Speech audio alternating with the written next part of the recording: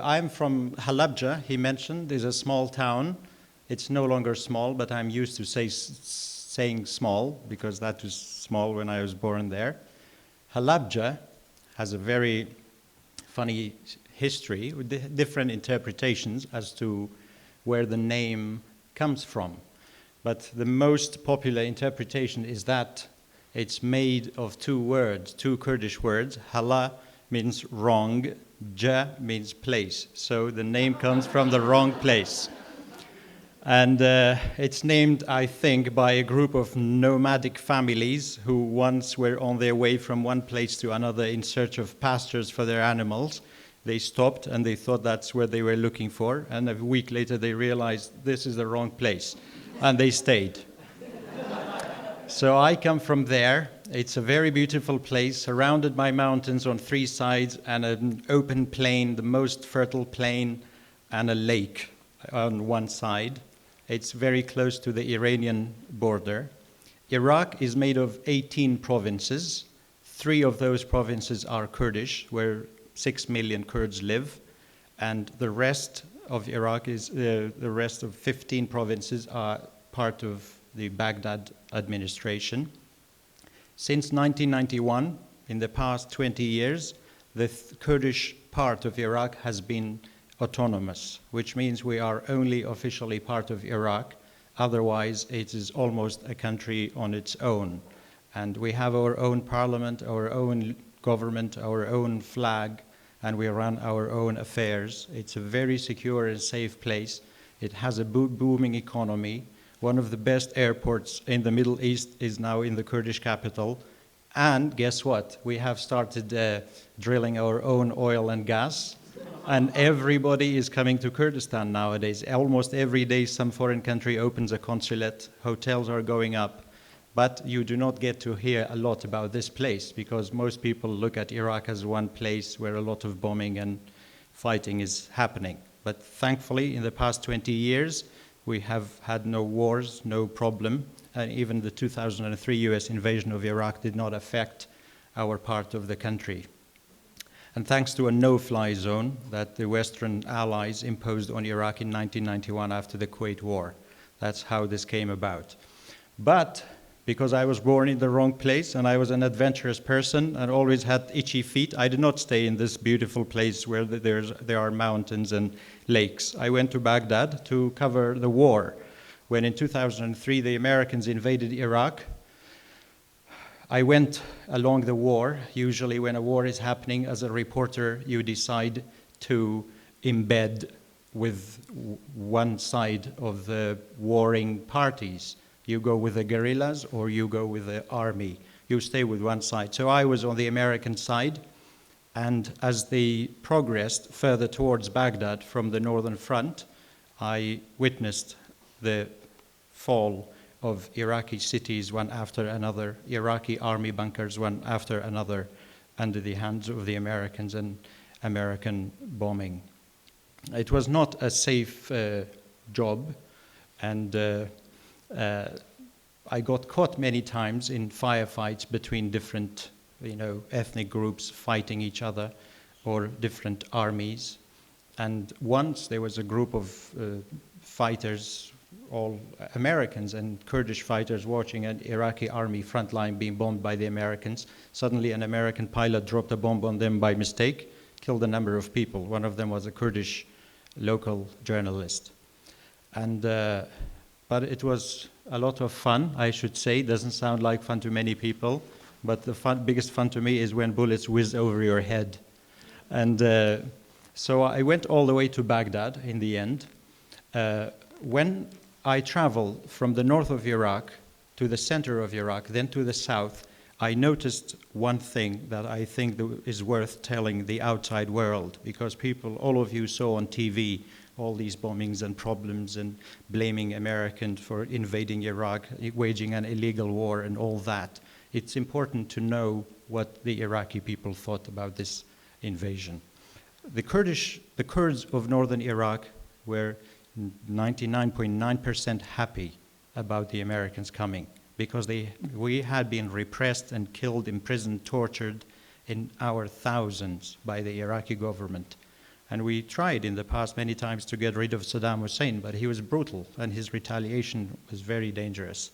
So people were very happy that a powerful country like America came to get rid of that man. And we were not naive to know that America comes to bring freedom and democracy to us and these great values. We kept hearing that, but we said, yeah, that's great, but come, still get rid of this guy. In the center of Iraq, where the majority of people are Sunnis, Islam has two main sects, Sunnis and Shias. Sometimes, to make it easy, you say sushi. That's simpler. So the Sunnis of central Iraq, where I cannot say all of them, but many of them that I saw with my own eyes and talked to, were not happy about this war. Saddam Hussein was a Sunni, and he came from a city called Tikrit in the center of Iraq, and he ruled Iraq for 30 years. He has the most notorious security, secret police, and army. He waged an 8-year war against Iran where 1 million people were killed, then war against Kuwait.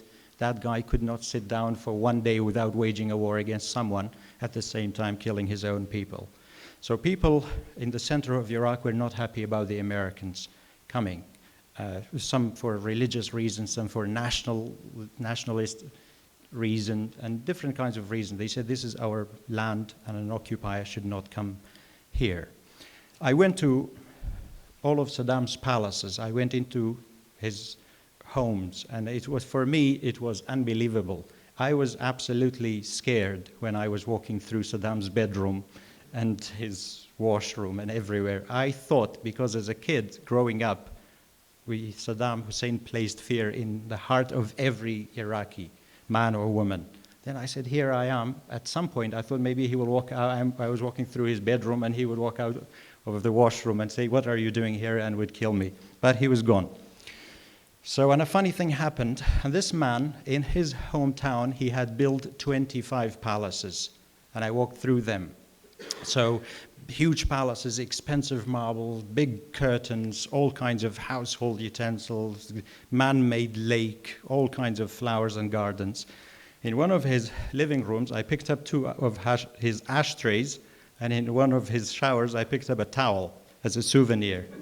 So I walked out of the palace, and then between the palace and the gate, there was a big yard, and there was a young American soldier standing at the gate. He said, sir, you cannot walk out with those items. And I said, but look, people are, looting the entire palace, taking washing machines, fridges, big carpets. He said, they are walking behind me. You could go over there, but just don't walk out in front of me. I said, fine. So, and he showed me a little passage, and I walked out with my souvenirs. That was fine. So that was the story of the center of Iraq. And in the north, when the Americans came, people were celebrating. They waved pictures of George W. Bush, of Tony Blair, the British Prime Minister of the time, American flag, thank you for coming to get rid of this man. In the center, people were really sad, and they were, clustering on street corners or in front of their homes. All shops were closed, and they were very quiet. They kind of mourned this big change that happened. And then I went to the south of Iraq. In the south of Iraq, a different group of people live. They are all Arabs, but their faith is Shia Islam. And Iran is the biggest Shia country, and Iraq has also a big population. These people were also very happy because Saddam Hussein had killed tens of thousands of them as well.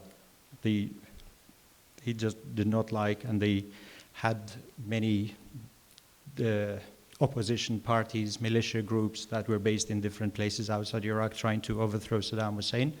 Many of them were killed, especially in 1991. In 1991, when Iraq invaded Kuwait, the entire world came together, and the American leadership, George W. Bush's father, and they drove Iraqi forces out of Kuwait. They said, this is a sovereign little country, how can you occupy it? Out. When they did that, George Bush encouraged the Iraqi people. He said, please rise, and this is your time, this is your chance to get rid of this brutal man. So people listened to him, and they said the Iraqi army is weak. It has been defeated by the Americans, and this is our chance to get rid of him. So they rose, and they cleared 14 provinces out of the 18 from the Iraqi government, very happy. And suddenly, the international community turned their back on the Iraqi people. They said, oh, sorry, now we got Iraqis out of Kuwait, it's your domestic issue.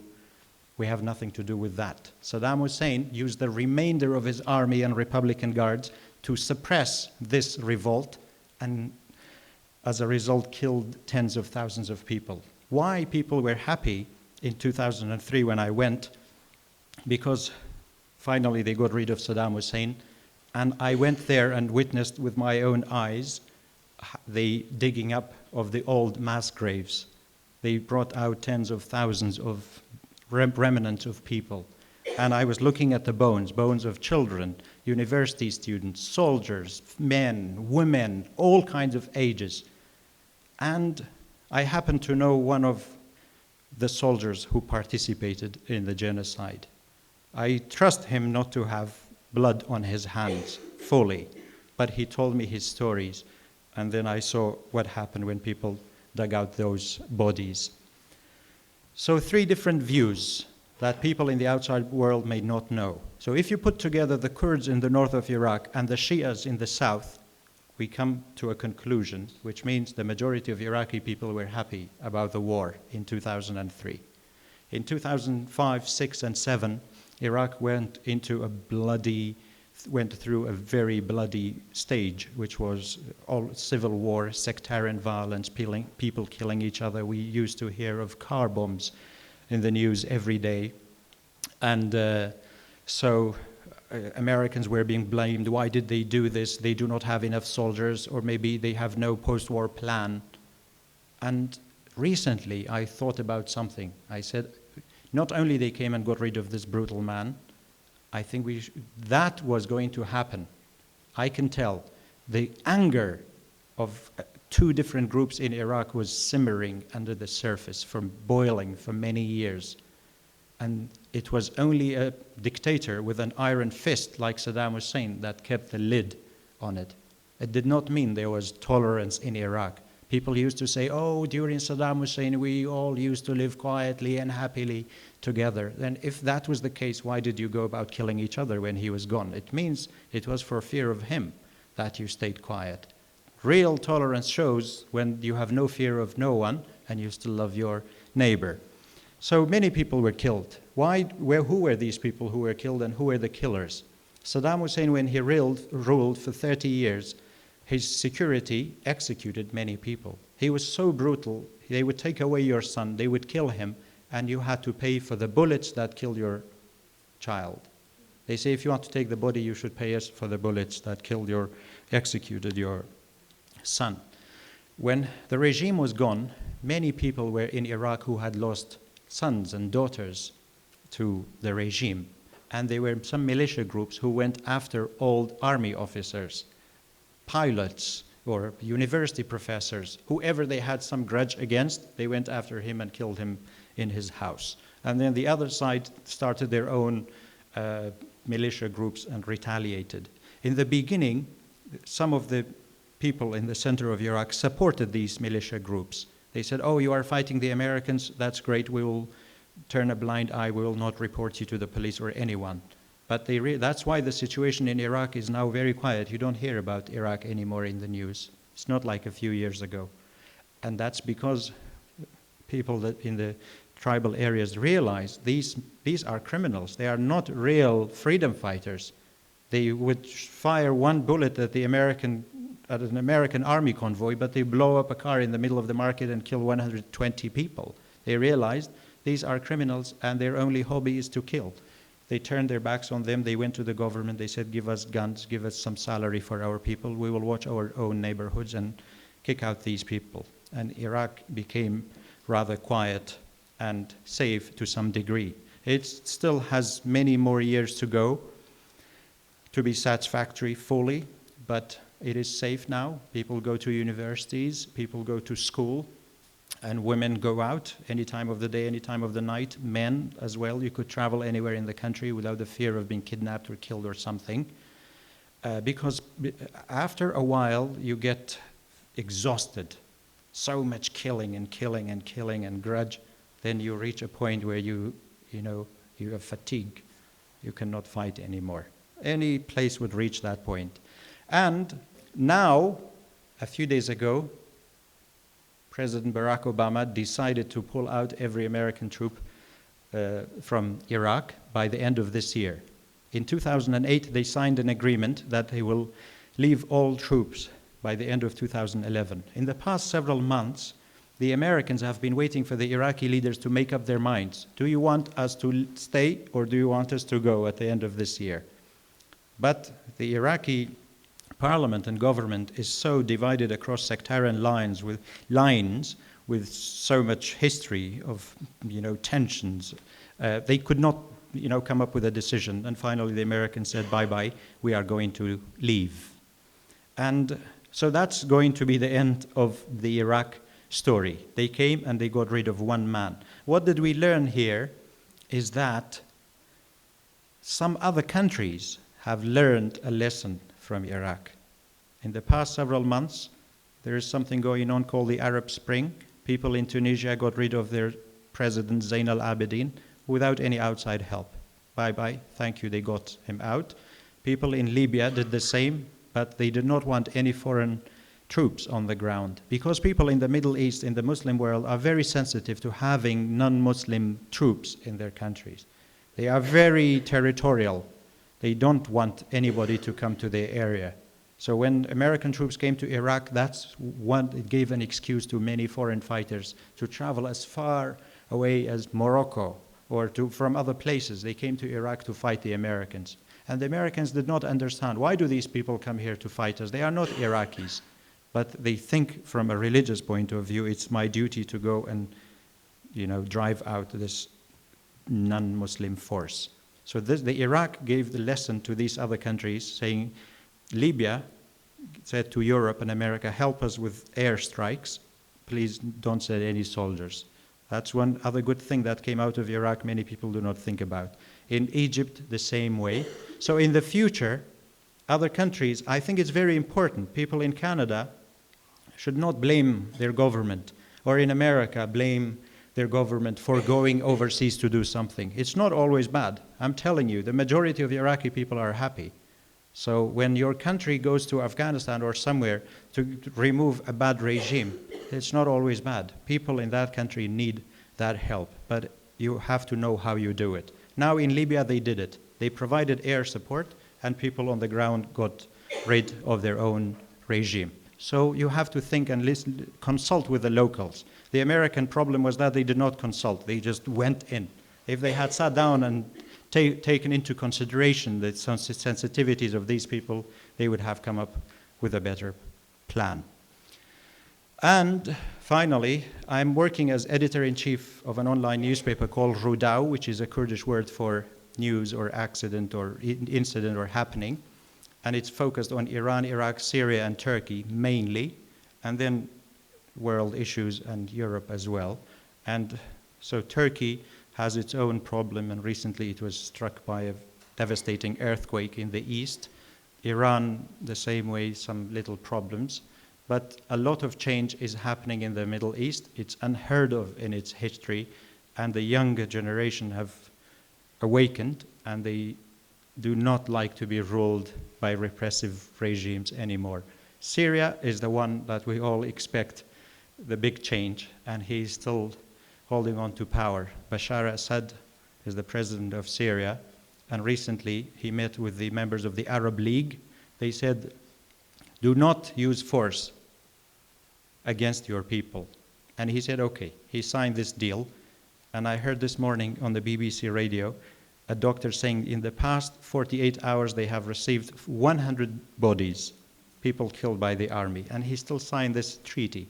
So I hope that guy goes, and there will be peace in Syria as well.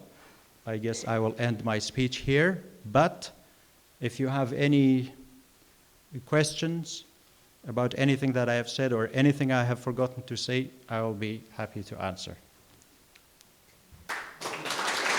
Thank you.